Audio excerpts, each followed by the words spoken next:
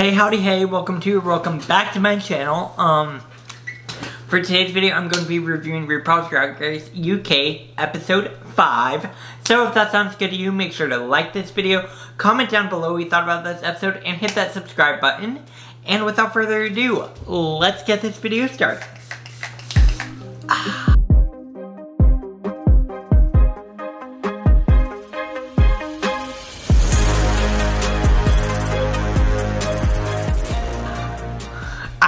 Alright, so, yes, we got to see the full episode of RuPaul's Drag Race UK, episode 5. I just watched it, so I'm going to go ahead and give you my thoughts and my opinions on the episode and all the above. So, let's get right on into it.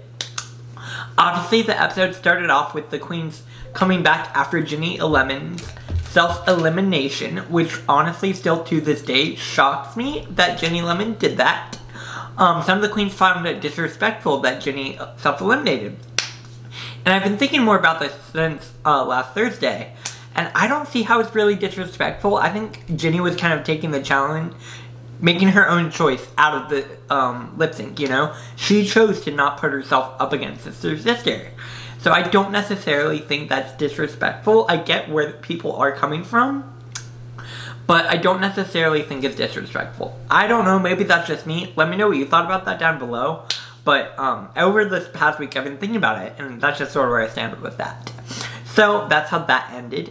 And then we find out that they continued to talk about how they thought Veronica should have had to lip sync. However, obviously that didn't happen. So Ahura and Veronica start going at it. And then RuPaul comes up on the TV telling them that they all have to leave because of the current crisis that was going on in the world. And still is. We're still in it. Anyways.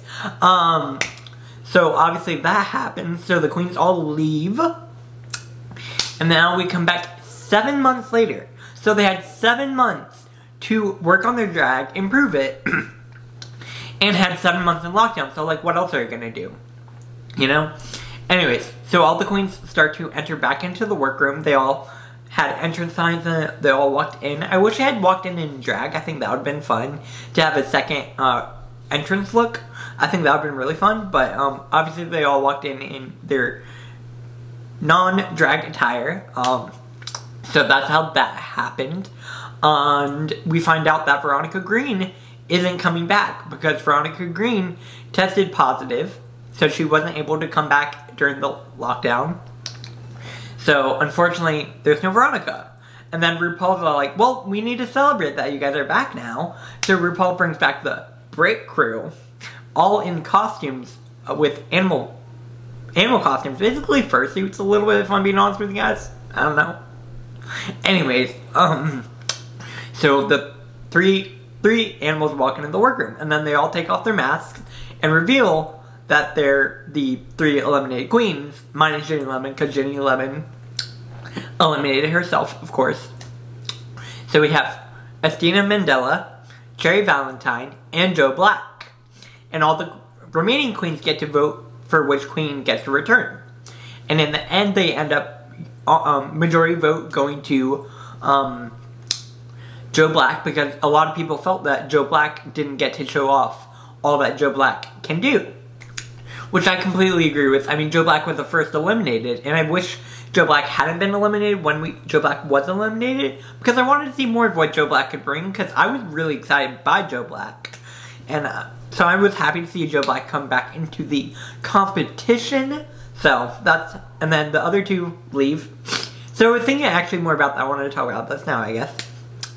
Because they did all have 7 months. Did the rest of the queens also update their drag during that time to come back into the workroom to potentially go back into the competition?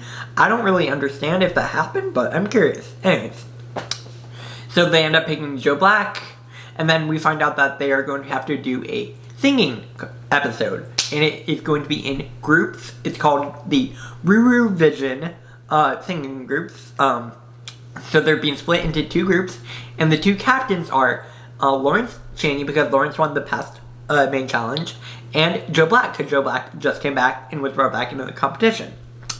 So they each get to pick out their teams, and the teams are Joe Black, Ellie Diamond, Sister, and Tia Coffee.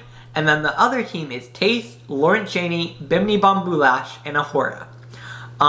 These teams seem interesting. I feel like the early picks make sense. Like Tia and Taste, those make sense. And Bimini. Bimini, of course, makes sense because Bimini's going to be a great performer. So anyways, those are the teams, and then they all have to write their own lyrics, do their own choreo, and perform on the main stage. So we get into the singing portion, the vocal portion of the competition, where they have to record with the guest judge, MNEK. And we get to see how the queens do in the recording session. Some of them do much better, and some of them don't do as well, of course. Lawrence is a little bit worried because Lawrence doesn't really sing very often. Tia does very well. Taste does very well. And also Joe Black messes up a little bit. Other than that, there wasn't too much exciting from that. So that's how that went down. And then we get into the choreo, and in the different groups, they each have to do their own choreo. So for the group with Joe Black's group, the choreo is being taken over by, being run by Tia Coffee and Ellie Diamond, because they perform regularly, so it makes sense for them to try to do the choreo. And they're trying to dumbing it down a little bit because they're all dancers. That was about it for that group. And then the other group is going to be led by Taste and Bimini, which makes sense, again, because they are much more of a performer out of the four. So, that's how that happens. That's about it. Then we get into the next day, where the queens are all getting ready to go to the main stage. We find out a little bit more about what the queens did during lockdown. We find out that Taste and Ahura were roommates. We find out that Lawrence had a hard time during lockdown because Lawrence wasn't able to work at all. Along with Bimini, many other queens felt that during lockdown they weren't able to do anything because they weren't able to work. So they ended up struggling a lot. And I feel like that's something we all can relate to a lot. Because I don't know about you guys, but I've been basically staying at home for almost a year now. And it's getting to that point, you know? But anyways, that's where we are with that. That was about it that happened in there. Now we are getting into the main performances. Obviously the first group, which is going to be the United King Dolls, which I thought was a super cute name. The group of Taste, Lawrence, Bimini, and Ahura. They perform first. They all do very well. Some of the highlights, I think Bimini killed it, and I also think Taste killed it. I think those two did really, really well. And then the other group gets to perform, which, Bananarama or something like that, I don't remember the name. They were fine, nothing too exciting. The performances were fun. I will say, I think this episode was supposed to be almost the same format as the episode from season 1 with the girl groups. And I don't think we got any new Frock Destroyers, I will say. I don't think we got a new group like the Frock Destroyers, unfortunately. But we got what we got, so yeah. Now we get to the runway, and the runway this week is going to be day at the beach, basically. So all the queens do their own runways. Some of the highlights from the runway, I thought Ahura looked great, great, great. I thought Bimini looked gorgeous, gorgeous, gorgeous. And also Taste, I love Taste's outfit. I thought those were the top 3 in terms of outfits. I like Lawrence's too. I didn't dislike Lawrence's, just I like the other ones a little bit more.